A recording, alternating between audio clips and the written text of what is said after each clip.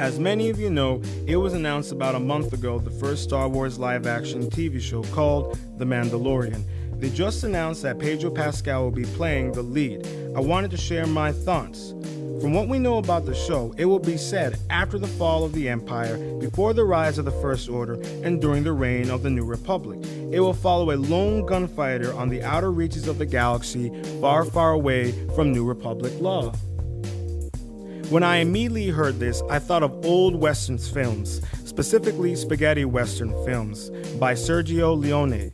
A couple films came to mind, such as Once Upon a Time in the West, The Good, the Bad, and the Ugly, and Duck You Sucker, a personal favorite of mine that has an amazing soundtrack. Honestly, I recommend you check out all of those films. But I could really see season 1 of The Mandalorian being inspired by two films specifically, Yojimbo and A Fistful of Dollars. Little fun fact, Fistful of Dollars was inspired by the film Yojimbo, created by Kurosawa. And as we all know, Kurosawa was a huge influence in Star Wars. But specifically, the plot focuses on a lone gunslinger or samurai who pits two crime organizations against each other by undermining them while helping out the local village or community that they occupy. As long as the credits are good, I'm sure the Mandalorian's willing to help out, just like the old gunslingers of the Old West or the Ronin of Japan.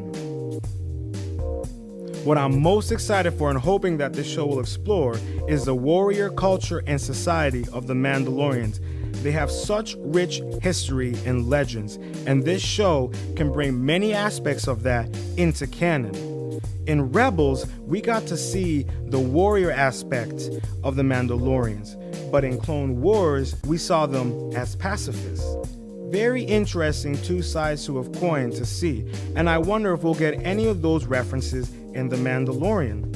This show can follow The Mandalorian and give us a more deeper exploration into the roots that have created such an incredible warrior culture. It also, in my opinion, makes sense that there would be a lead who is a person of color. If you have seen Rebels, you will understand that the Mandalorians make up many different races and is a very large portion in galactic space. This show will give us new characters and new worlds while expanding on the previous lore surrounding the Mandalorians and the time period of the New Republic.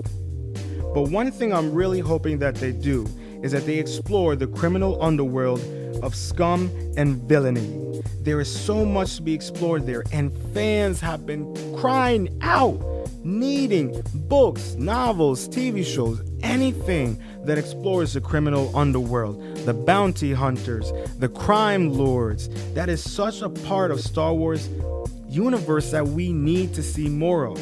And I'm hoping that we see a good portion of that, or even a little bit, in Episode 9. It's lacking a bit in the new saga films, in my opinion, and I really hope that they get to explore that, because honestly, from what it looks like in Episode 9, they're gonna need some criminal underworld help. Sorry for the rant, just need to get that out there. But hey, that wraps up this episode of Galactic News. I hope you enjoy. Let me know what you think down in the comments. I will be doing a follow-up video on characters I hope that we could see return. But hey, make sure to subscribe, blast that like button, punch the bell to make the jump to light speed notification. Let's make the galaxy far, far away represent all. Much love, and may the force bind and surround us all.